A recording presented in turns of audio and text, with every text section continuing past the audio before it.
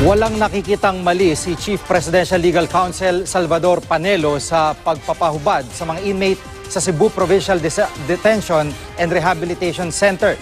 Ito'y kung ginawa raw ito para sa seguridad ng mga inmate at ng raiding team na nag-inspeksyon sa kulungan.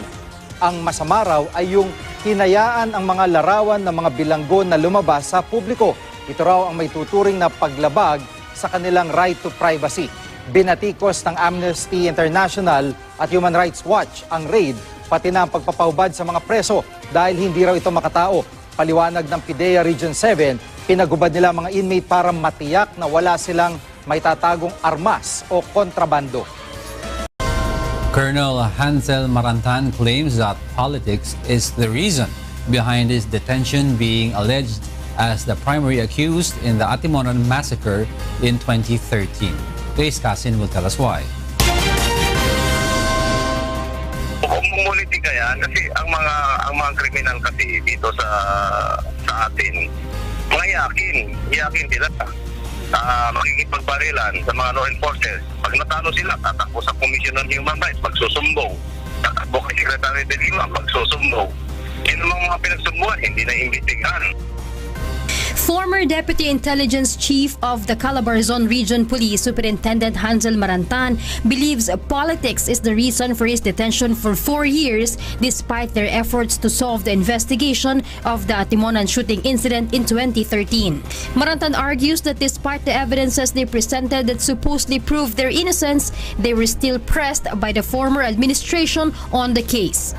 Marantan also scored against the snail-paced proceedings of his case, which had reached 4 years before his petition for bail is granted. The said petition should have been resolved only within 4 to 6 months.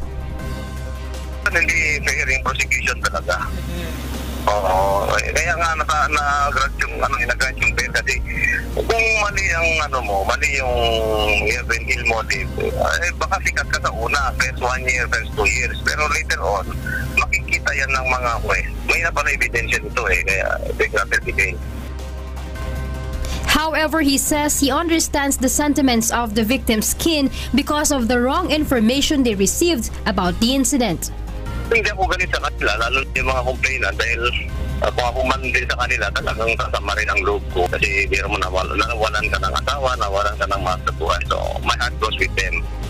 Ang ang napupuna ko lang doon, they were misinformed by the prosecution. Still, Marantan insists his innocence.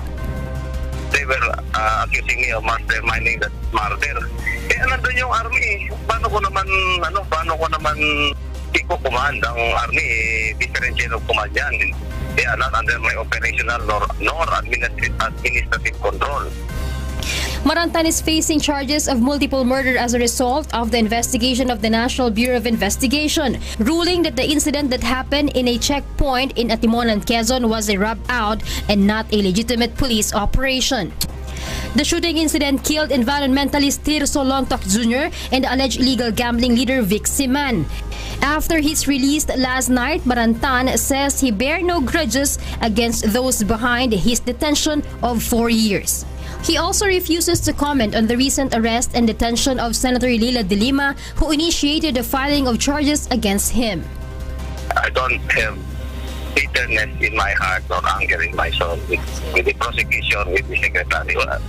I must admit na in the first year or first 2 years maybe talagang galit din ako. Pero ano ba ang matututunan ko sa loob ng kulungan kung hindi magpatakat?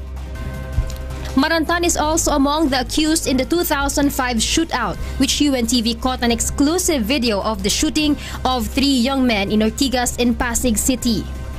The victim's family maintained the slain men were not criminals and claimed it was a rub-out. After footage by UNTV showed policemen shooting the victims to the heads who were already injured and defenseless.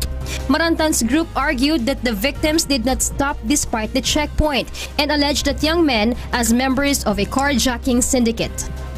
The Ortigas case is still under investigation. Now that Marantan is out on bail, he vows to help the investigation of the case. He maintains that the operation are legitimate and they are innocent. He also scores against critics, citing he does not know PNP Chief Ronald De La Rosa, nor the PNP Chief has anything to do with his temporary liberty. Grace Casin, UNTV News and Rescue, Camp Crame. Hindi natinag si Pangulong Duterte sa report ng Human Rights Watch kaugnay ng extrajudicial killings. Ayon sa Pangulo, malaki ang pagkakaiba ng pagpatay sa mga inosente at sa mga kriminal. Handa rin daw siyang managot pero hindi umano may tuturing na crime against humanity ang pagpatay sa mga sangkot sa droga. Muli ring ibinahagi ng Pangulo ang ginawa niyang pagsibak sa isang opisyal na nasangkot sa katiwalian. Nauna nang kinumpirma ng ilang labor group leaders na si dating Irrigation Administrator Peter Lavinia ang tinutukoy na opisyal ni Digong. Ginawa ng Pangulo ang pahayag kasabay ng groundbreaking ceremony para sa Cebu-Cordova Expressway Link Bridge. Ang 8 kilometrong tulay ay magdurugtong sa mga lungsod ng Cebu at Cordova. Ginawa ang proyekto sa ilalim ng public-private partnership ng lokal na pamahalaan at ng Metro Pacific Tollway Development Corporation. There should be a broader plan to link the islands of Eastern Visayas from Sorsogon to Samar, Leyte, Bohol, Cebu, Cebu Negros, and Negros Panay into one big economic region. Muli si MPIC Chairman Manny V. Pangilinan ay chairman din po ng TV5.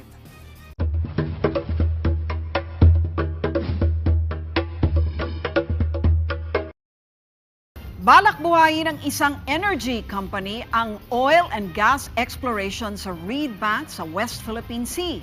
Napapanahon na raw ito lalo't posibleng maubos na ang supply ng gas sa Malampaya. Umaksyon si Beverly Natividad. Ngayong bumubuti ng muli ang relasyon ng China at Pilipinas, muling nabuksan ang usapin sa exploration sa Reed Bank sa West Philippine Sea. Balak buhayin ng grupo ni Metro Pacific Chairman Manny V. Pangilinan ang pakikipag-usap sa China National Offshore Oil Corporation o CNOOC para sa nabingbing paghahanap ng oil at gas sa Reed Bank. We're taking a cue from that I think it's opportune to see what we could do to revisit or restart the discussion with CNOOC, which we have not done yet. So we're starting to initiate contacts with them to see whether are you still interested, because we'd like to talk to you about it. 2015 nang ipasuspinde ng Department of Energy ang exploration sa Reed Bank sa pagsisimula ng arbitration case natin laban sa China. Kaya naman uunahin munang kunin ang suporta ng pamahalaan sa proyekto. Ang CNOOC rin daw muna ang kukontakin ni na Pangilinan. Pero aminado siyang maraming nagpahiwatig ng interes para sa exploration ng Reed Bank.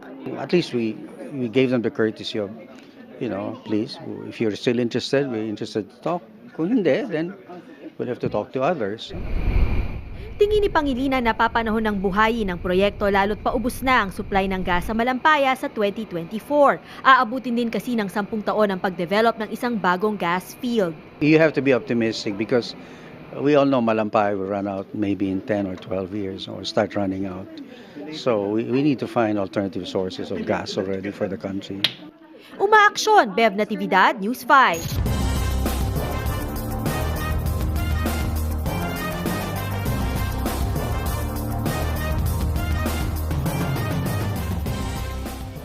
Sa pagdiriwang ng Women's Month ngayong Marso, ang proteksyon ng mga babaeng call center agents ang binigyang pansin ng Women's Group. Sila raw kasi ang madalas na biktima ngayon ng pang-aabuso. Umaaksyon si Hannibal Talete. Idinaan ng grupong ito sa pagsayaw ang kanilang kampanya para sa proteksyon ng mga kababaihan sa industriya ng BPO o call center. Bilang Women's Month, layo ng Gabriela at iba pang partner NGOs ang magkaroon ng 1 billion rising o ang pagkakaisa kontra pang-aabuso sa kababaihan. Ang mga babaeng call center agents, kalimitan daw na nagiging biktima ng sexual harassment at pang-hold up sa oras ng kanilang pagpasok sa kanilang trabaho. Dahil nga sa oras ng trabaho nila, which is night work, vulnerable talaga sila sa violence, no? Katulad ng nangyari kay Leonor, papunta siya sa kanyang place of work, madaling araw ito, at meron sa kanya ng hold up. Hindi lang ng hold up, kundi pinatay siya. Hanggang ngayon, hindi pa tukoy ng Mandaluyong pulis ang hold-upper na bumaril at nakapatay sa call center agent na si Eleanor. Breadwinner ang biktima, kaya ganun na lang hinagpis ng magulang nito. Pangulong Duterte, humihingi sana ako ng tulong sa iyo. Bibigyan niyo naman tulungan nyo naman po ako mabigyan ng hustisya yung anak kong pinatay dito sa Maynila. Si Anita, isang call center agent, nakaisa sa event. Minsan na rin daw kasi siyang na-hold up sa pag-uwi. Napakadelikado talaga, especially pag gabi. Kasi yung marami kasing hold up. Actually, I encountered one. Pagkatapos ng programa, nagtungo ang grupo sa harapan ng kumpanyang pinapasukan ni Eleanor at nagtirik ng kandila at nag-alay ng bulaklak bilang pakikiramay sa sinapit ng biktima. Umaaksyon, Hannibal Talete, News 5.